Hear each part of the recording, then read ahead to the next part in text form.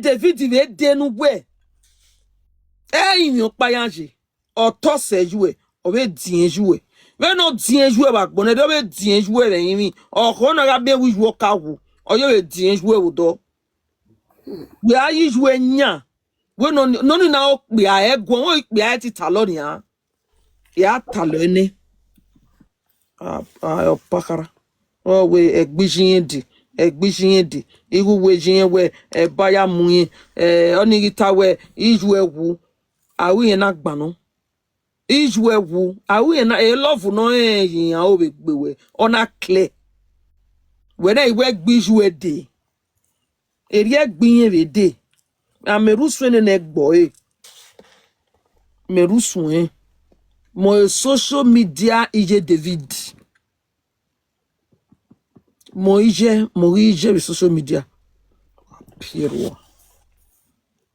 I mean, don't want threatening. To Avian no Ruby any. No come away. O my bagua. No really guan. Here am my la. Here am my ball. I will talk by Mafika you wo he. When we am with Pishona. I wanna him. Ove no vero ni veve. Una agbe. O una order the senovic behavior. Yana dawe kunji agwano we gene u gene a weta ma mi okpia be wewe e parti nu jokia veni ayari oboka we kun veni ayari e woru abo according to a traditional housewife u ge feel where you are we te la wanita azonu we Ukponu nu yaye party ni ta asa for your won de go da fun ayiri we gbe iye jebere manani a otiberi we gbe ya tibe happy o umeke na do dolu yin meji because awe on na ma hoho era na ma hoho amayo jinyi amaya zenyi amaya shabonyi amayo ho oge yin de na ge yanyi do beta no make na even down when je ite dota owe ahiri okwo ana ya investigate awojino or azeno amayo jinyi amaya zenyi amayo orenyi amaya shawonyi amayu gbogbo wanyi denage yanyi denage iri yowa tari ma manage when okpia manage oku eri oku we manage okpia but enu we ladian inwina nu wege inwina ni no uni wo wa o matame government mai una tale ya my police o se na do jere u katama un don ena do jere o gele ka un dan yin o eda egene love na yo da fon wa o ya ko beta mo da fon we ge ni wo ka un dan yin so ko ma ka we aiku what are you say get away because of love we you are only aru eni oladian no we te the same thing iru ta mi do ta mi ebe bo aso ade wo wa ban we menu we fi boji o de o meti o ro pa wa mo bo ari ohun yan Emila ne meruru o salobo akwikiani o wa no ma o de o ma o de wa mo bo ari ohun yan igo wi jue o we bonu nu ya mu yan we mu aje wuwa o ga yan gele we to amere yan we nu we yata me gometi o ga yan to amere yan we dada isago aladia ogun aladia ayela la ayada ayela la isago ogun eziza no polo yin bejon nare aweziza ori meno opakeka wa no me ya polo yin bejon ari France won ari ekenu kere cause you esu no kagele esu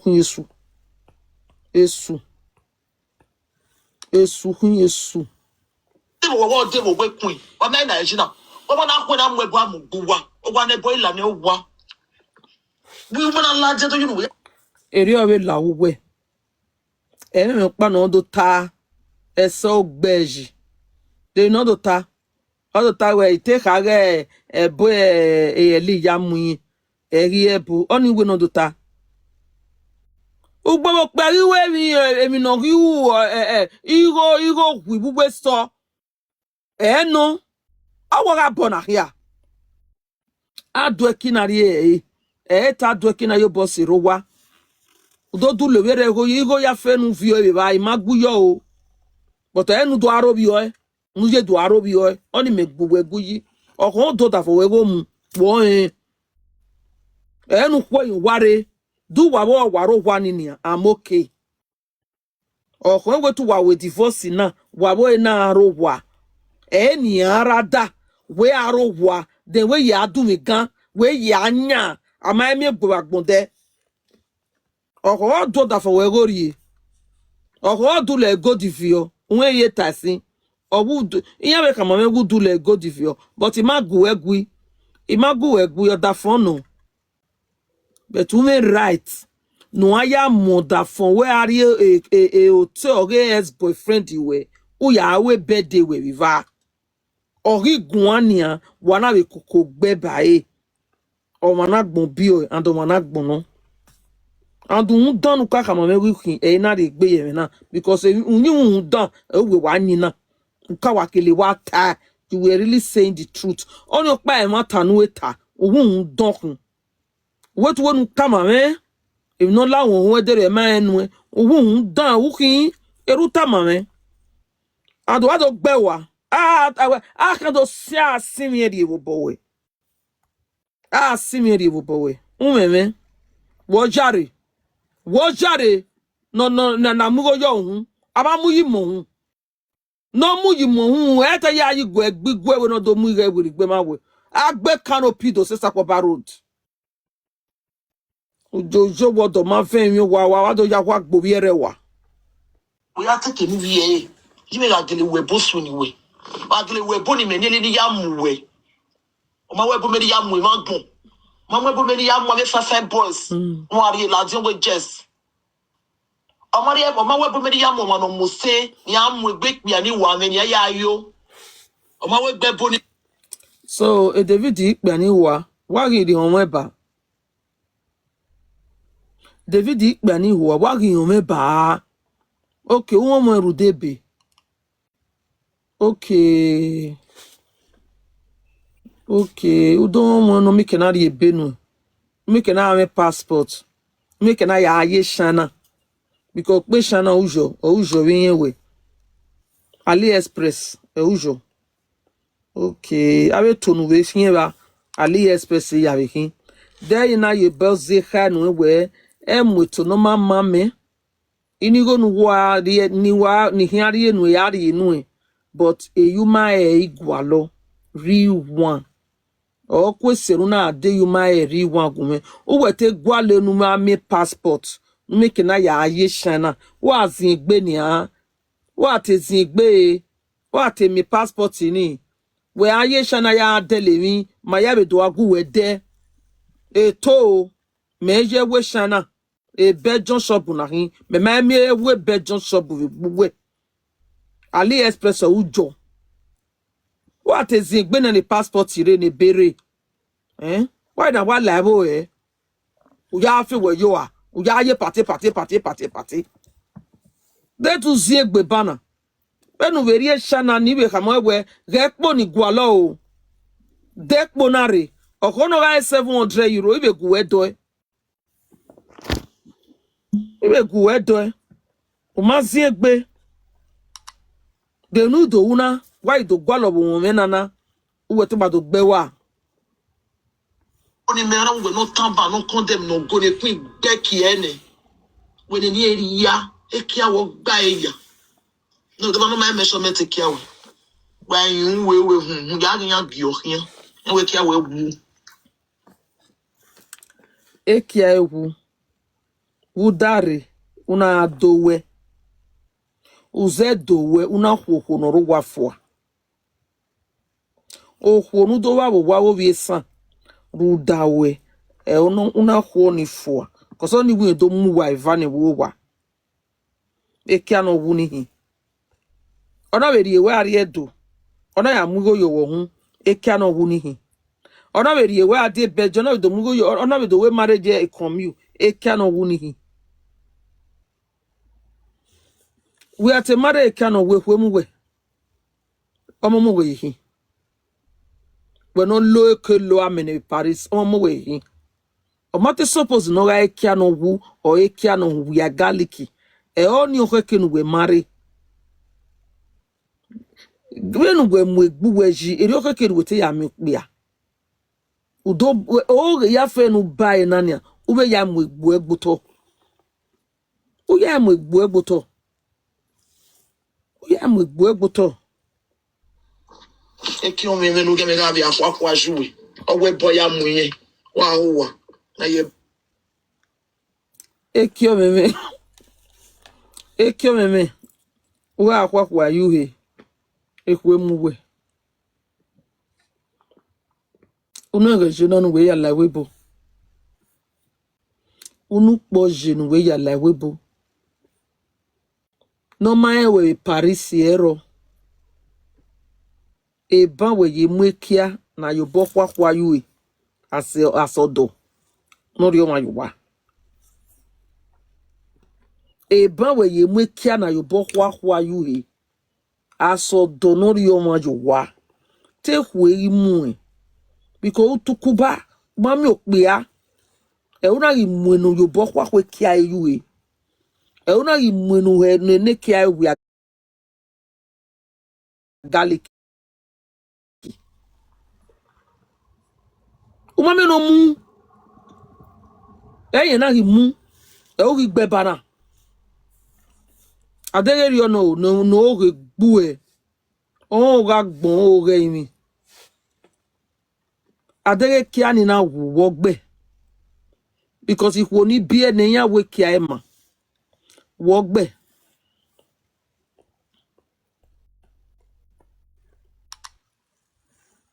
bomu. Uma wu wegbe, uma wu wonyawa. Why na do ahia? Why na de do ahia? Etu ne samari sanwe. Ndo ya lawa. Fuvi aje gbu ejunu. Ikata ma we. We agu egbon. Agu egbon uriye. Ikare no watuta. Ube ne queen we agu esu mana. Le gboko na. We de mi opa nu win. De mi opa nu gain. Ozo seka jowebe. O seka origo gwewe. Ba mu moto no polohia. Uma tame avenu ya pale gbe moto niye. Uma ka avenu ya ko kigo ge pa le gbe di moto we bread o hi wa o okedo meti do mi yawu o efe e ogere we buya ni ho we ni ave mu egbo no panu we kare tama we no de go ya di moto niye. Wa hian wa ya isisan. Emi agbero wa. Eya mi agbo ke te aro wa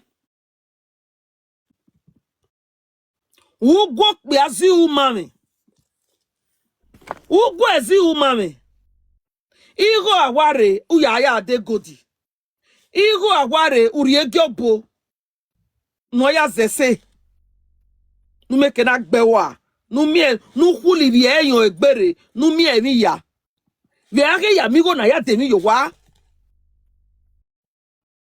ve mi ro pa ke go aro wa we mo egbenu wa ya abi oto so fa we mi go ya ye party we nwina we do time me nwina pa nu we nwina nu we ya la bejon di nwina nu nwina ya buya. Mo lo zo de bedi.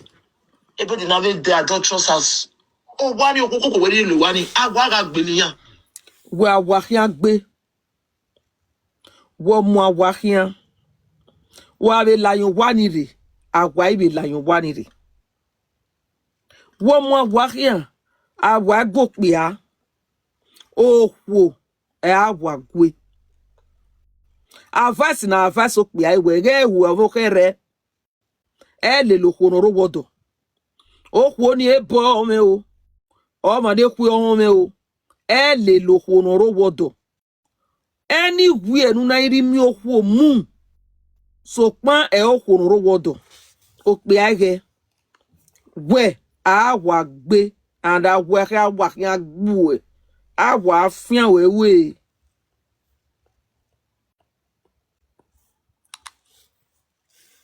We are dene pakpo na nu ya ho e o ezebe we are wune. Emi orere nu we dona. Why? Because Almighty Muna be me make it be. O ma we gbe mi ro pa o fonkin. O ma we gbe. O we gbe buan. E o ma na ege kia nu ado mare be be jonge ta kwakwa yiwe. A o ko mami na mi o. E pe we makama we. Iya makama we. My father let me be. Oh, go ready to want to quit more. E fa la we gbe ni abi we ma yi.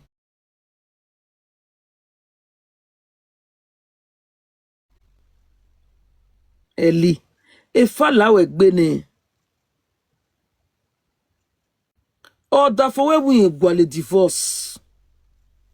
O we nu pa. O we be nu yari, o we ru aya pa. We e o. Ige umosori emi lelegbe. Ne gọọmenti do tue inu. Ni adowo no do seto we.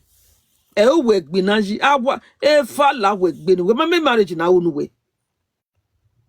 We ma me marriage na unu be do. Uwe wa o. O ma bege. O ma me marriage na unu be webo. Urwa o. O ma bege.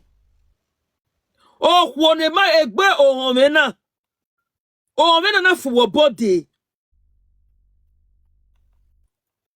O ma te fa la we gberi o.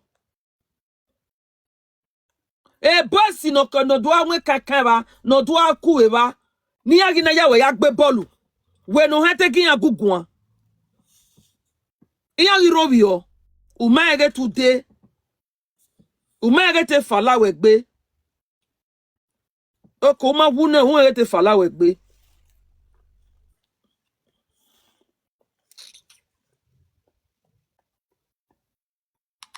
tema gbon nu gabe de ba we kere tema gbon e me ya fe nu tairo pa ma Ano muriane. Ika kama we get change wana. Uma ina we ro wana. Uma any jam on that way. O can jam on that way. Tinye we me go we lose kege ni ade. We mai.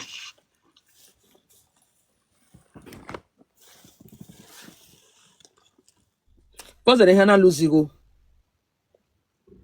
o wanu jeni urupa a light bill a mortgage o wa yon ye high despite your yeroe yon ye high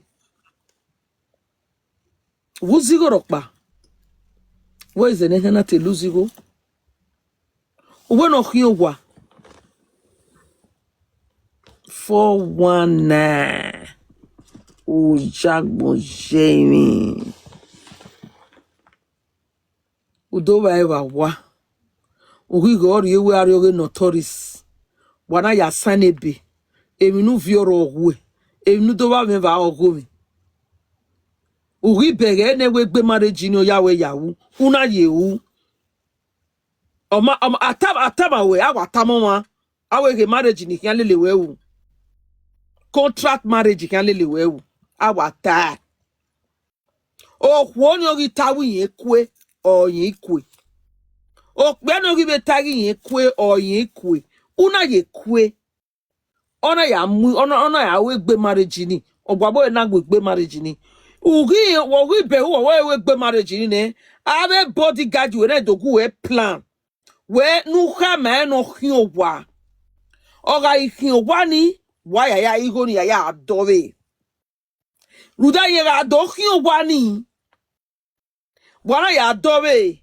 wa ivari nyan so long wo wa ni uwe marriage na ye na ana do property rock na gi de uwe marriage na wa ivari yan gai do wana why you onu te a plan with me say ye ban e okay plan the marriage na scatter e ye ban o we ga ono kyon no ya dove because o kyan do worry Mr. and Mrs. Iwa no so long we tori where you commute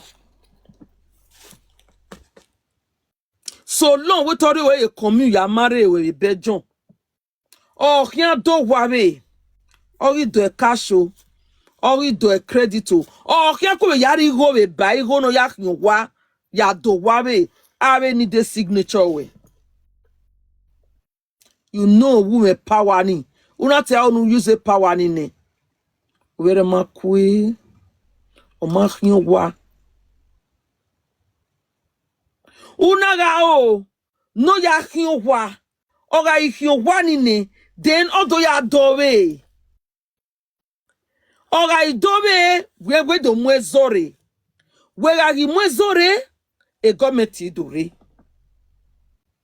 adowe no kpado pay okpa off or ma okpa manemeti pay okpa off our hiun our guide eva egeni wenu ya yuwe gba me ke France ade umu horere udomu pa e 419 we ni e wajoni no bonongu na ni tamawe e wajoni na wo se we ni rebejon tamawe o ma deyo so o ma zuwa yeye ozuonu tie emumunu tie de ozuo gele no ona gele ga emumu o ti hinwani o ga hinwani ne odowe wenu we wa sanwe ya emanana do bible no o ha gbere ka mo yin ri ni we yo o ti dori ni we yo o ku be ri ni we yo mari ni we yo so lo gbogbo marriage na do 50-50 no o wa no su said de ebo biene o ma ne kwi biene me gwa yo mo gbon kan akpo so lo bori makawe bie wa make ade webo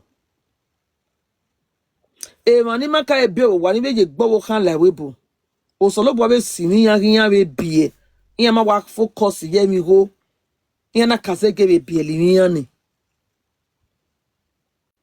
uriye ma do jobere ne o mari atitire o mari eboire wa atiri atitire eboire o inwine party o magwe egbe kusoto nu ya hanwa mmeke na be bie ne nu we meke na ga uru nu poge ha we hin uru nu poge ha e we ate ahin but we yobo we azagene ne marriage o mama we bia we adopt awe we soru gesi una we yobo una we azagene ne marriage ikpia no deba we bejo na ereri yamagba no ta we miesi una ereri yamagba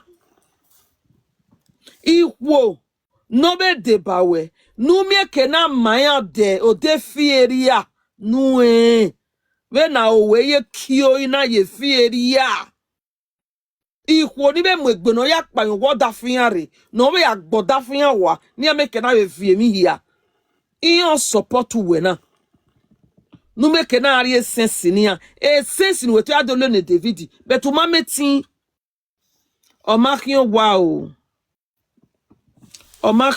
o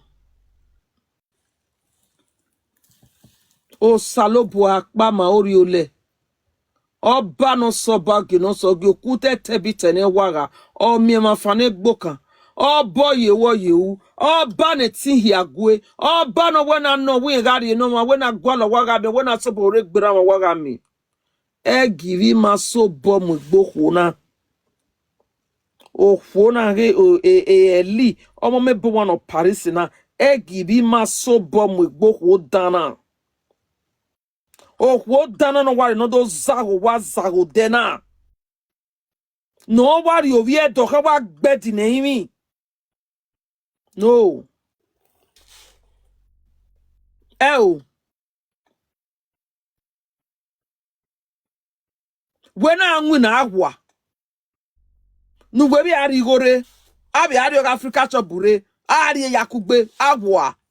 Umwina. Because you beg any. Idigo yari no 1 hour. One winner gbe in maybe 15 euro or 18 euro or 12 euro no be 1 hour. Adigo na ari no when we ya winner ni. Uwe mi under 1 minute ba Africa shop wa. Also na winner. Winner. Doma gbowe gelehin. August pito no wetani. Eriume ezikikas. Eriume osienwe. Wakenga mosienwe winner. Winner.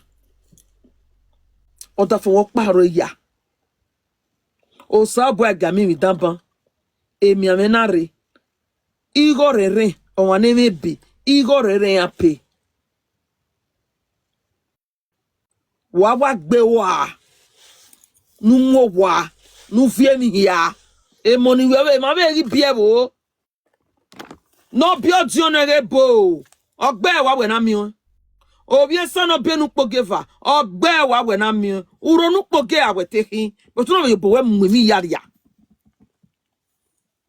Umati gbekun soto. But now, Isai moto. Ogo dafunwe. Obubu okianje. Ekwe mwe. E marriage orera hu epe malatia. Oh, we are ye beni. Wakwe boja beson yari no. Brother, if you come here with two, oh, to do marry where you did, but my love way. Ya come here. Ya retrieve penny back in the lady ne. Oh, yo wa. Oh, ne yo wa. Oh, why we are. Oh, the motor palegbe ya do e. E kia e ma.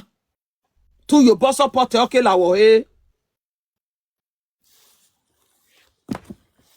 E kia we are galiki. The numaita. When we was sebe webo. When we was sebe webo. E ban we ye mo gbok bi aberio. E vena ya fen we wa tana. O ga e ma tano. O gbok pa berio we do ho. Ma be we tukuba. We fu. O ma me no mu. O na e gbok bi abenu ya describe e na gade. Una tutu do gbewa.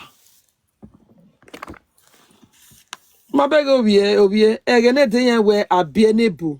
E logo. Na do momo ari wanu. E mebo giyan gbena ni riyan. Nu make na e we ranu. E ranu. E resiesi no. We no we ya resiesi do we ya o desiesi no. A o me soe. O desiesi ga anu no.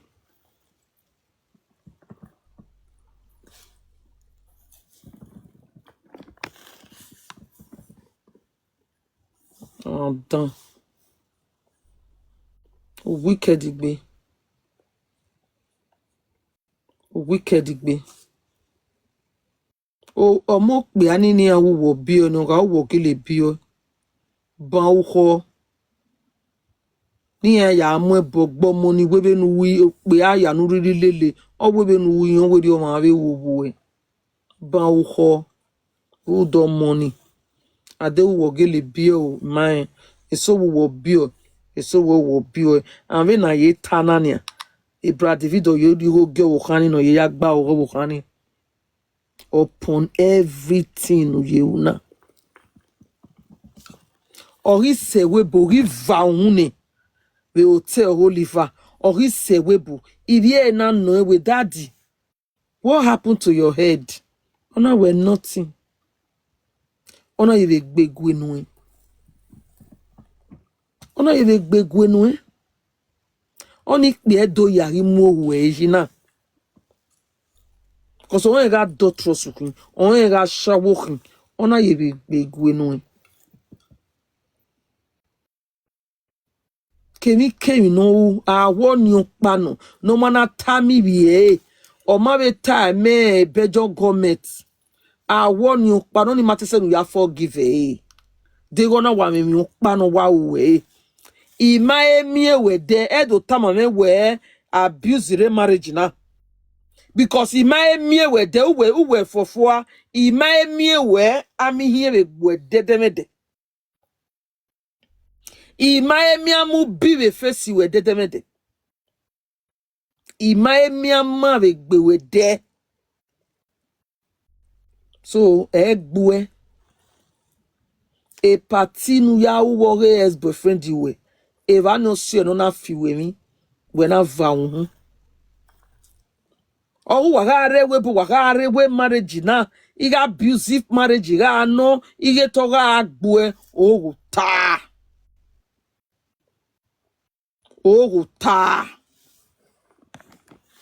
ima emiama begbewe de ona be tamibiye ona be gbegwe nu iwe ma ye mi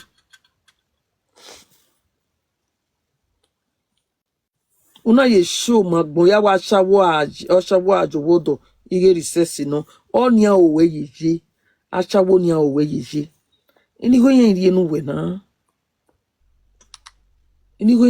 we na on that 7 years according to you ye no pe ape we ho ai ye no pe ape we ho ai we nu ga je u dare pisho were ma ya mweladaba oh egbe wa or we need a divorce the divorce ne nu gepa banyo waire the divorce ne divorce him and let him go egbe wa They might lose one era. They might lose one era. I would be blessing me. Oh, iguana ya fefe blessing me. Do we mine? The two were zekwa. Who were the zede? Yeah.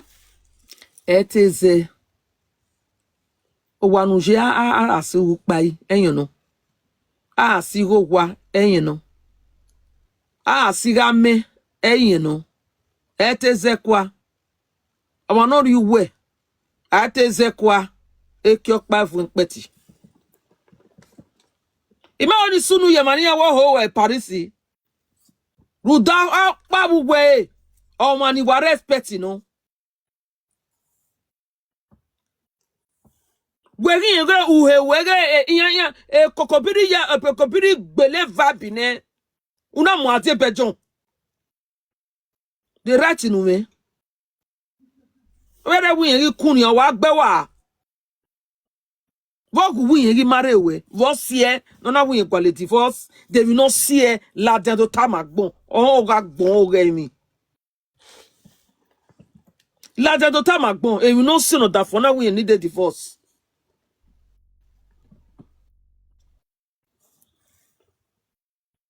and u ga to go pa uwe mi ro pa mare store ni bure uwe odo zewe emi do arrest ni utoge ye ba wa toge oge wa gbon oge imi o ta be ba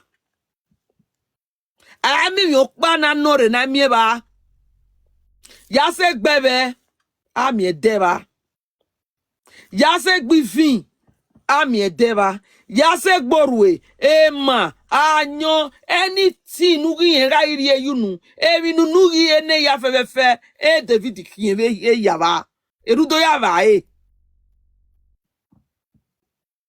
one amigo do when akuberi go buy one ami e ge bi no gbe ni mi ro pare bu wede o ma ni mi ro pare bu de o ma ni mi ro pare bu de Why they are travel? What I mean, they know. If you assistant space, no way really assistant. No way really. Assistant. Ese we gbagbo. Do David marry we like bejon. Do ya marry we be come we na ti assistant. We at am assistant. Not am assistant me. Not am assistant me. Not am assistant me. Ben we ya rogu ya nguna be ma. Gbo ya nguna. Piece of paper no mu re go ya we rock pa. Or ye wari commune. Una who fio we fa yo to. Uma we on we be bude ga ma yin be. Uma re ga ma yin be. You know a guy where on a marriage where a marriage we are tearing the marriage a marriage we no me or where ni me no go me contract or you can marry with a contract been a gas on a go with contract marriage we matter what it was one who it was one adahin kabada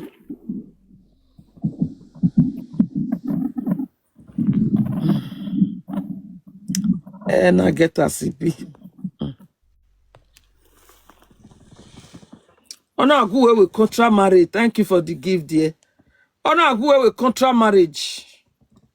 What it was one utewe mumuno oyi go with contract marriage ne avo sewe yana do we plan yana do nu kwa ma no hyo wa ige obo khan o manu we mi odo iga gwaga agwe oja gwa gbogwa nini e kuni nu we snatch odo boy una do atamo da fo gwaga agwe no hyo wa nu wa ya dobe because when we are hyo wa ala ya dobe anywhere moswaro anywhere ro solo we marriage in na do a divorce ahiare is 50-50 ohin wani uwe wa ma marry but one do fail una do fail o salobua akpama oriole udazi ọba no yirenkwe ọba ne tihagwe ọba na majino jegbe kekere wa ogidi gan ero ona do my David wenu yaro ya pa uwe nyadu me gan uwu assistant we kind of assistant they not the way are they coming agbo ya gu eguji o ma na the way coming we no mu go jo wo uni wa finish live it together but the way live it together e be aladia. Well, I will live it together. Then a record you when I'm what about a passport. Then I go your own never wa. I take baby mude. I bet to take baby away. Okay, register baby me come you. Veggie. We not to Kubani. Return ya. By your water ni ahieme. Or we ain't buying what worry. I want to dore. What dore do are letter. Odore do have letter. Where me address? Where me address? Why me say? Why me say? Anakine why say the request la we tipte. Why me say? Why me say? Ah. Huh? Wait, what me ya fe? Wait, we no me. To the so tie police ne. Iko no bi arugu moto. No wa hie be deruna be rie. When you can feel, you go do be study ane. No be ya manage. Walk pa feel you go walk pa the world to your sa. Ete to your sa. Give me no pe we hu ai. Erigwe majebu were. Iye ure ma. Ame gangiwe. Wanyoto wado tamame. Degeri yoga ajebori. When I boy mata. Why so Omomoebo we bejon. Okay, you pack better threaten one ya agbeluwawa. Iru wa agwan ya agbeluwawa. Okay. Yeah, psychologist in yeah. We around, they know. Okay, we are coming government woman me.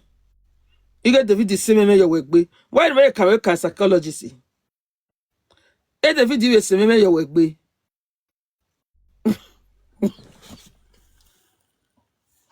Take away a full leg bueni. We are yet boy university ba. E walking sha. Wo we. Oh wow jo. You don't want it. There's no government when they la for now. O ma ge ya zin. Ona be do akia. Because for ne gbe no. E ra do e eli. E ijo do wani. E ra do e. E o twen. E o do e gbe wo do e. O for ne gbe. O ya do wani. O da. O da.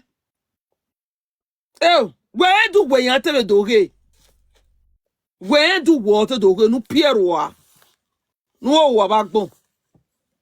Where do water the doge?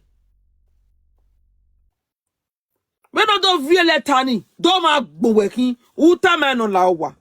No wata huwa. Dege tu redo bewa. Ezokpa wa sunu. Uwe marriage fo. Yengi we marriage fo. We marriage mari fo. We no do really tani. We na kiro ne no lawa. No wa ko teme na huwa. E police here.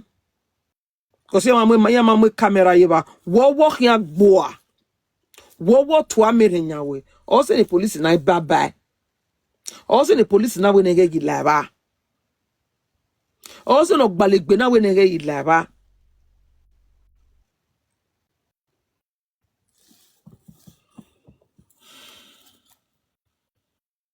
Owajo obi omo we ya obi omo we wa lona. Obi ohu. Ado hu we hin. We be mu according to you. We be mu. Do we be me vi ju be me. Imi ju e marriage no ya we do. Iye mi ni ju ta. You got screw here. Ijue. Iya igwe no gwan. When ni ju ta. Owo me. Na gbabe aro. Na gbabe ame wa azi o egbe ma. Owo wi ohi. Owo yon bio. Owo wodo won to na. Ya we ni ya film video ni Facebook na mi. Ehi ban. Ijue ma be amu eborion we abie ba. Ijue ma be amu eborion we tu we ado gwo owo do ni kan do we ado tota zeva mi. Na gba mi o ma guzi o wa ihion mane. O e marriage no gwo e o. O wa don. O wa don. O ma me hia ne eborion o ke ko e France ade. O ma la store ni we ke no we. O lo toto Roma.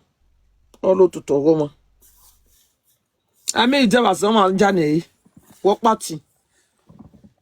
We ga tin wo pare ba. E wo buwa. U ga tin e wo pare ba. Wa bia obi ame e wo pare ba. E wo be buwa. E nuriri ahi ya de baba dole oji. U da wa ri abe e bo ma wa no ri. E bo ma na e. E bo o ma na e. E bo ma na e. Okonu wonya bo ni u ya mu ebo ni gboma no dey innocent ebo man nine oga horo mama o do gbo e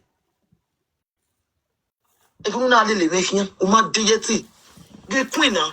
They say also le wene. Ya be so ya ka worship oge no get queen na river. Obeso ne. Ide be pede na ya so ni Paris bobo be le. Ona ya so ni so ke be le. Ya ga so ke wunye ga e be dere. Ya jiri ni gbali biere. Obeti merije. When obeti judu. When obeti so when obeti Vivian. Obeso ke oge na agu wedo. Wenu gbe ya ugbe oni ya ifilu gbegbe be boni. We mana je gbese. Eso ko ya be gbuwego. Woki Eso ki gbe. Ave filu gbegbe. A filu gbegbe. Ukere ama filu gbegbe. O ave passe a ave filu gbegbe.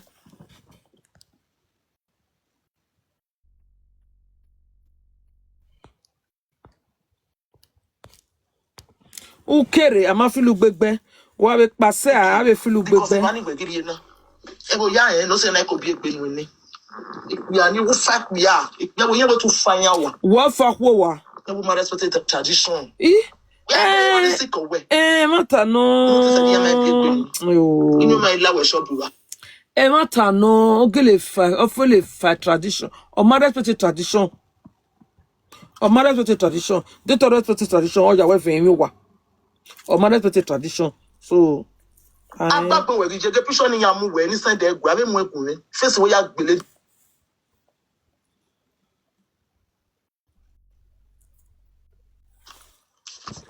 O were maswe. Ebo ya no tie ne. Eye nwe. Nwe ne David. Nwe generis. O ya mu ebo ya. O were maswe so dionato na nota. O Gwe abi amomo obi gwe be so jona no ta.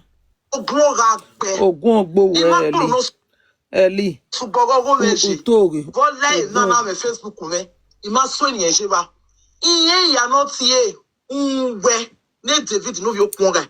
Nwe generis. Eli. Worry. We. Babie. Ne home training. Oga gume via odae. Oga gume via odae. Ni me gbuwe ni ra kere no. Iga via odae. Hamae. Ora wole gbe sikeke ni territory me. Imagine ni make aja ne veterio. Owe ebu ya not ye ogun ga gbe maso no vo ejo wa o. Ogun ogbo eli. Ko agbegbe. Ku gbe kije because ma training yan. O ri me seke no. Many cats about way. But not a bugwe. Okian su wesu nure egan. Ikatamawe. In a special police. Now what ye me okuno. Any fear immediately. Or when he's sending a me. Or anyone now. Tell you the mail lu anyway. It contact anyone. When ye be me.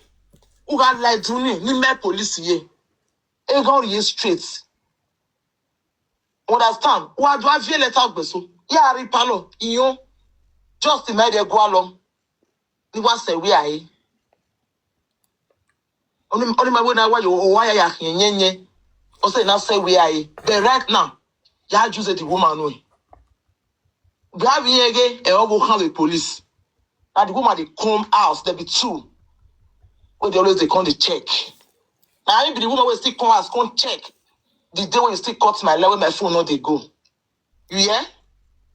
I come away one day, where it's the police. Also, what do you mean? We get was supposed to God so kind. In your early travel. And even me, and you have a time. Well, got take a place, go come soon, where there you. Then here we no. Over big work on never. Unwe queen. Na can away. I want to use this shop at Duro. And I want to really use this shop at Duro before call. When it don't be Italy. What when it don't be? There will be a baby. So where am I baby Tally? Una be are France. International ashawo we working.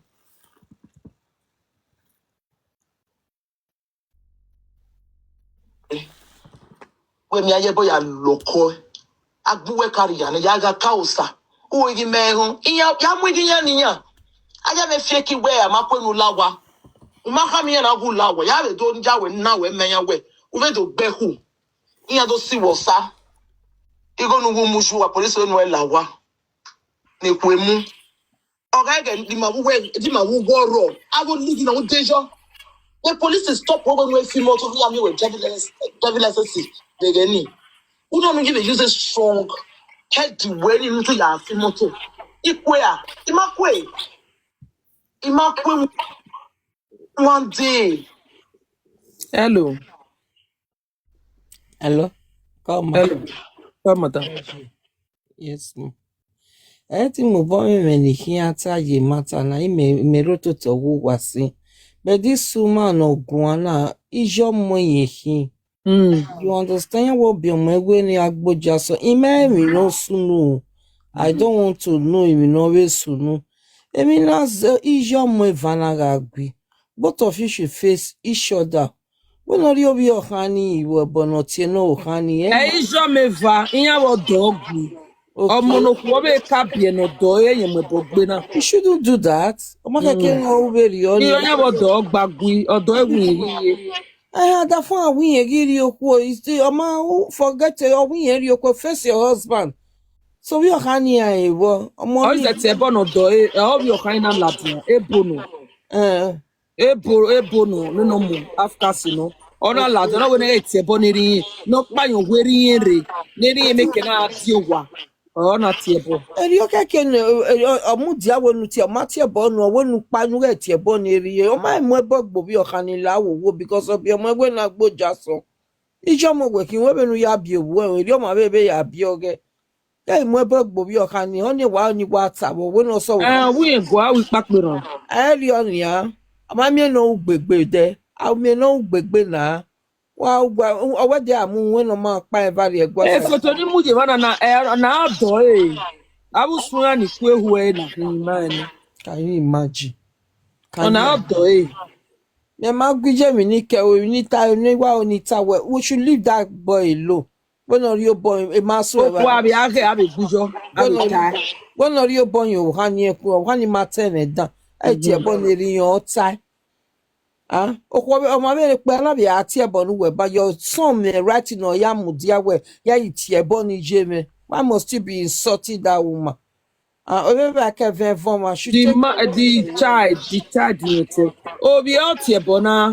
Obi okwo ọmọ no mo na tie bona obi ọmọ re. ati obi ati Uni na pe bo pada obi o geva e ne ni ka egwu ogwede. no be so na we we no ri o kan ni we ni ya da for face gbin yan Egbe wa wo me. we no ri o kan ni we everywhere ni tag yes Let's say thank you ma yeah. Kumi moto wa wa. So the one is nige wa gba. The normal who say shit. He make sure we control, we put it we through. We digeting. Ya ge kwe no we egbe nanu e. Oya we ke room oyi no keti pa wa digeti. Indonesia wo ye wo. E system.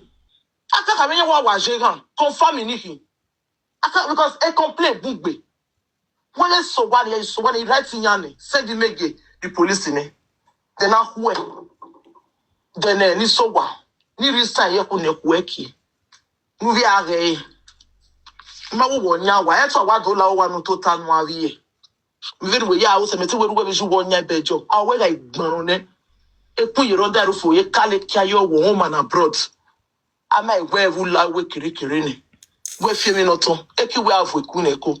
E ki we ga ma ku na ya ga nya we wo daru fi we. Imagine one gbero that we na wa happy we. Ne me kira ya gbe wo se na ti happy we. The gbe kani ma se na le. Eke dead body. Na muzuo e gbudu. E kira ya sale mo ganjo wa opposite. Eki de body na mujuwo e wani ye tie queen na. Ohwo no niri ye no bio me vani. And we do awe kiani ne ekuni kekpa. So ekani ma nu we do adouni. Ekuni kekpa na anadori we latian we ogire invoke. Uwe hwo bi ere yin wodore. Do ma enu enia. Wodu wana gwalo dobo we. Uwe hwo bi ere yin wodore nia. O ezo sununu waiva or the phone de go back to her. We ivie yina. Ivie. Unyime we ma. Iye wo bi edok nu bi ewu me. Enok pa obi san. Unyime we ma. Uwu ndonk nu tama me. Ido bege ne we don.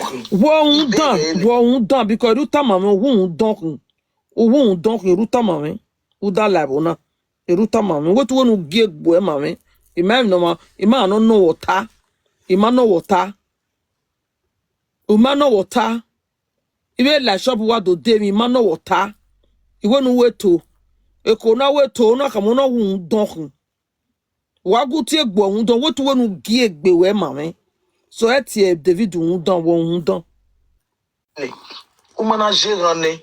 Imasha wa agbanu. Umana gerane. Imasha wa zomo bobekun. Understand? Imasha me nu gualo. Me nu gualo vegbeme.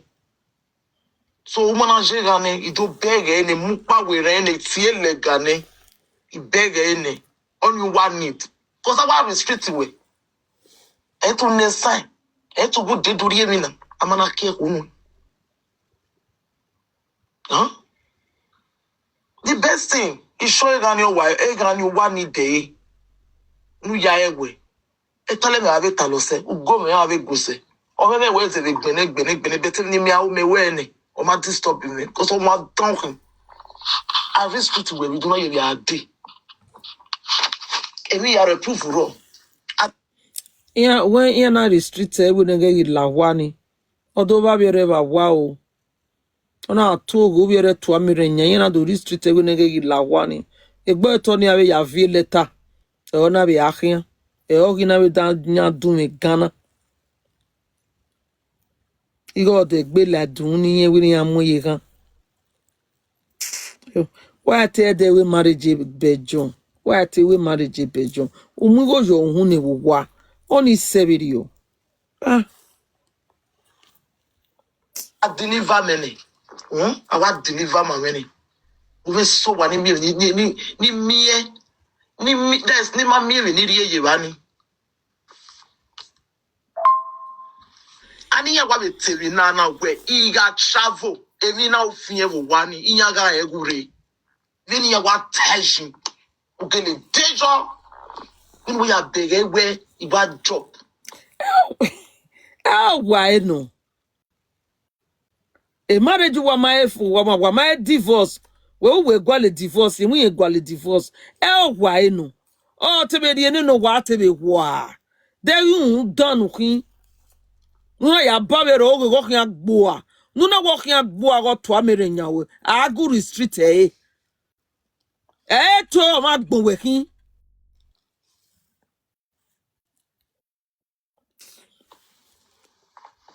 Quand j'aimais beso, I never will settle down. Only my deal with him, I need convenuji. I never will settle down, deal with him. He can't have, I will think him. Or you so in your worker. Every time you come, my damn, you're not to soon move away. Begay. Then he go work one say, a queen ye your way, get fear. Una go with Puno to get to where for them in order for rescue. Now you. Eku biene. Be no mugo you go hu de we mugo ye kunu hu. Wodo zago we kuniwa. Umi me pa no ata. Con. We shall yani way and settle down way. Settle down do you man. Fuck you. Oliver no ya go here. Osio pianika lele no ya go here. Uto regbe. Oliver. Oye say. Origin Nigeria. Okay ya we birthday. Ona ya we e hotel Oliver. Ni egi na mega gi gbe nana. We wagujo owe esiwe nu ya we party. Una we yoda fon we arriva. E ogi na bado change we esorin o si Oliver o ota. Ne matana yari going to 1 year na. O ka ono ya tanahin we Oliver ige osie esorin no. Oliver wa ese. Hey togi. Emerewe. Oh, okay, women are was swore. Oh, we are still one mark because a complex of worry way. Uge go sewe. Una yago.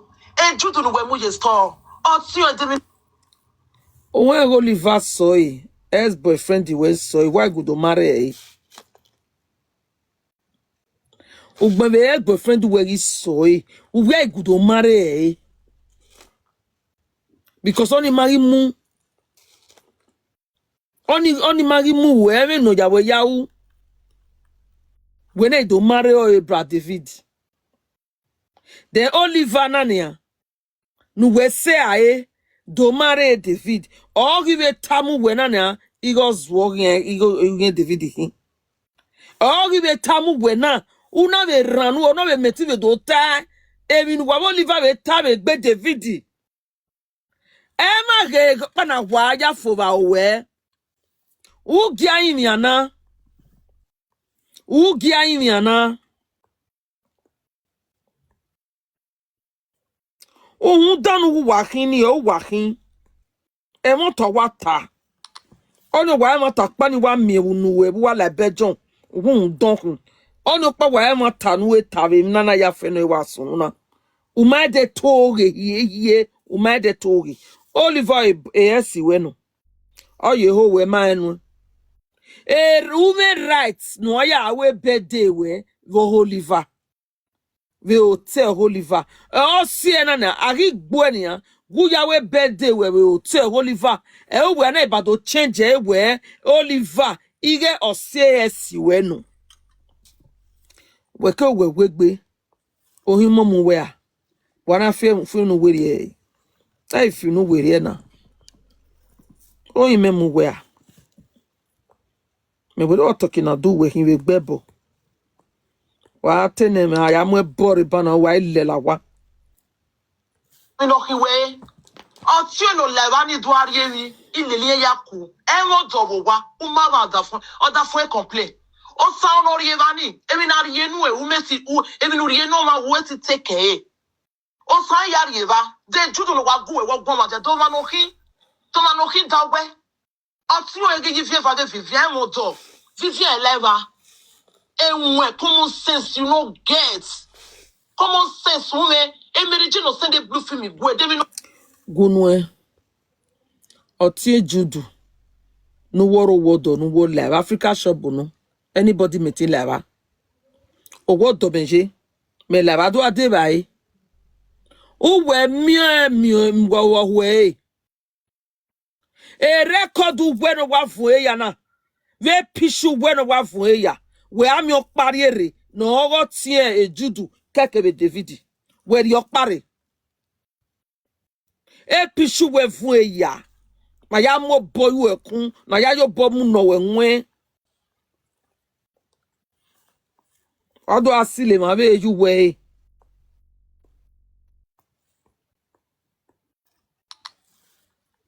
kiwe.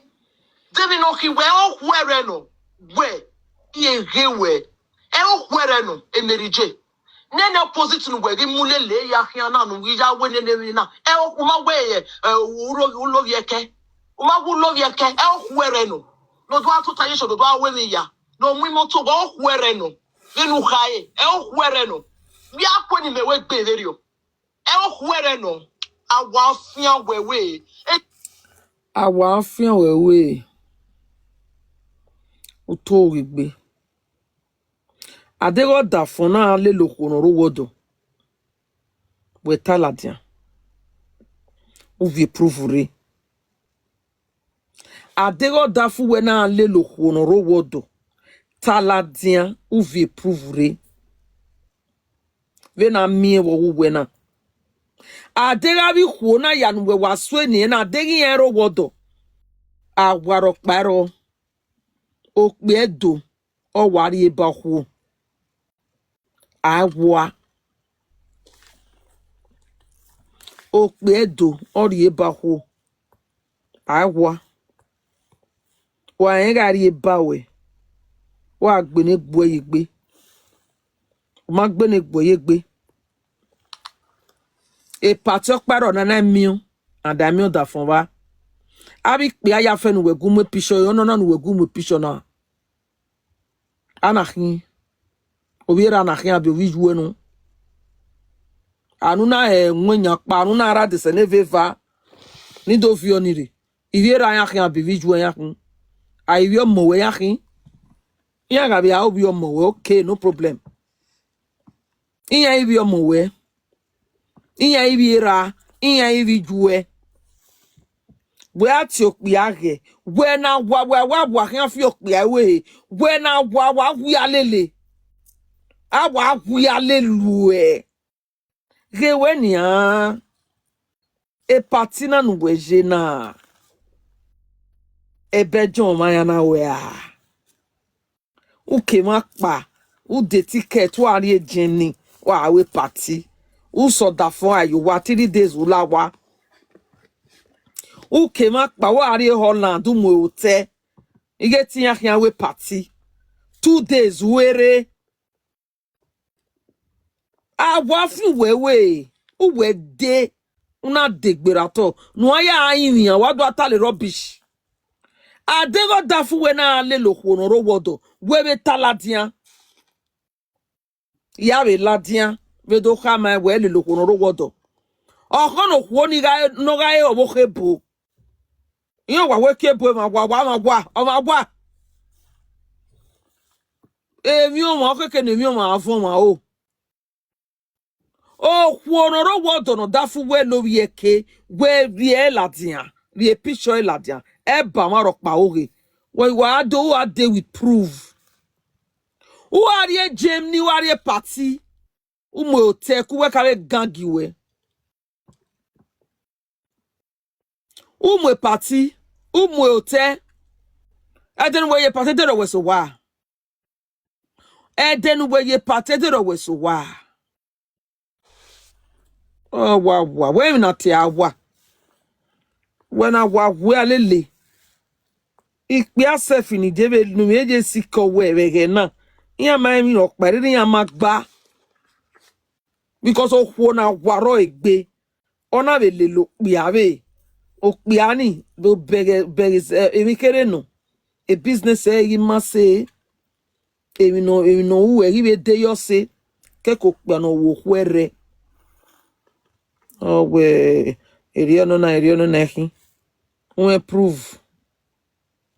E joking we mo azio wani. We mo piano kabiene. Awa fia we mi ya gbajo wobo. Awa fia iwe. Oko mwe jonkire. O pe ari e ba kwo eli ga iso. O pe ari e ba kwo. Wa eno da fo we ri e ba wo gwa do. O ya mare bu no a control. Don't go and marry a Benin City man. Why marry a Benin City man? Udu atama we ne go gwa ne tuo ne ge lilo ho. When unyi we o to sote. Unyi we ma. Why what a walking? Uto we ben unyi we money. When review every day. When we sote. When we genya o waro. Zobi. Ebe lo ma be. Worry. Awa gbu e. Awa afian iwe. Awa gbu. Awa gbu. We traditional woman. Odafu we ma on de amai. Awa gbu. Okay. Ne queen ge opposite. Owo ke Morgan. David Noki, o ma gwe to roboto. Orobodo na restore we. Uda wa jare no bi enegbe. We ya ge ni wori ya. Ekwini. Ose David ya. Rudawe. Ona amara omawe. Eri bi enu. Oge wu agbewa. Wa amwe depression. Ona ade. No do a epe himi. Duda ekenu we ana gbe David wa weje. We eku no paladian. Wa ina ye ni eku no paso. Ebo maladian. Ebo no biene marobio. Ebo no biene David orobio na. Orobio. Vogi na we ekuni na ane oma na yeme. Ebo no biene orobio. O mebo no bie ayawe guwe gonu seri ya no agberi ya wa. O te ne queen na bere. Ona wonu se no ya gbewa. Ona do a epe himi. Akpa we ne queen na omo doni. Me ate we no ri odo eweregbe ebede. Iwe no ri odo eweregbe. Ayawu okoni be ya won do ni. De to ma e won do. Iwe no ri odo eweregbe because una mi wo mi right now na ni awusa lo bo aru awefo ani. De kuni ga iri emi eweregbe we no ri we ga iso. Uso me te lawe gbe. Ma nu so yi. We bejo dawo pe boyan mu gbo e. Owe wa iso yi na ya gbe mi wo hun. Wa iso yi na ya gbe mi wo he. Ya gbe mi wo bi ya gbe mi wo akara. Wa iso yi na wo paro wa. Uziga lati. Aye pay bill wo hun. Uso me hu ye so. Wa iso yi na. Ekuni. Ebo ma gun ayo. Ebo ma biene. Ebo ma gun ayo. O ma na yo ni kota. Ne kunu tabi. Abota ye. Domo. Where I give na. Ebe wa biene. Gay ma bege. Oliver la kina. O bebe na kin no be hu e yo na e de be Oliver. E picha ni Oliver gba mu ni yawo e wo te ogeni wa money go me la. Oliver no we wa contract Oliver. Okay. A be gwa le muladian. Awi gbe A be gwa le muladian. ogo ge na ke se di go wodo. Ne. Wodo. O pe na ni na odo e o. Ona odo e o. Odo mo si so no na. I post odo e no we ya get TikTok me. I post odo e ye TikTok na. Wa me ke na gbo David one of Belgium. Igbon ye picture odo e. Eni ya we marriage no na fi mo me bo fo na fi fo. Okay, ora fi kwa. Wa wa se go me la wo. Se de go me won dan ọmọ mu se. Ọmọ mu se no ọmọ mu se. Zeyo e. Achawo ni yeye no live ga gbegbe keyo we o tere de. Ona gbogbo. Ona va fa yo do hun. O Abi ya se de ya kia. O piari chata nu e. Nu e gbigbi agia. Una we suya na we mi yana. Una we madan. Una oge magwe di owodo ya nu we wa gbon ọmọ mu se. Usu. Zeyo e. We no tuku ba nu. Iya we e ko ni flushy. Well, I do egg every second. Ayayo wa ki. Oliver gbe wa gbe fu bene. Oliver. O ye ja gbe wu fu na. O yo bi egbe. Awo te gbe papa si. O te to takiro yo. O te o takiro ya yo. O ina we ready. O se na wo to gbe papa si. E me kebe papa so gba yorun tan. Ane yo wa ya we to na bi egbe. Isani no we ane yo wa ni yo no. No, on na bi egbe gege. Oh, do na we nege flow. They will not see no da for when na we no ga flush. Wo see e do tamagbo. E bi ni yen ga mu re bi ni na ipolo gbe. We no ya hi o re ya ni. Oh, ri won. Why you toilet na why you. Oh, I want. Oh, down that ni me ya o time na si more than 2 hours. Why me pagbe ya hi o? Oh. Oga amom early no o pagbe si gba 20 nisin. O be na we nege igwe si yan me. E bila mero. Ume wo biye. Ore stola wanyo ayo.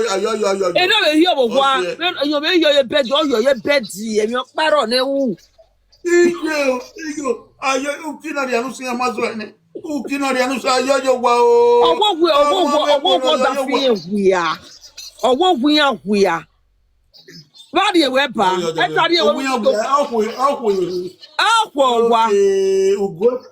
Ogo eli no we no yiyore ri ofan. Opa ya wo ekin ani mu igwa pe no ya temi ke supermarket. Owe they no wa hua. They are so they smell.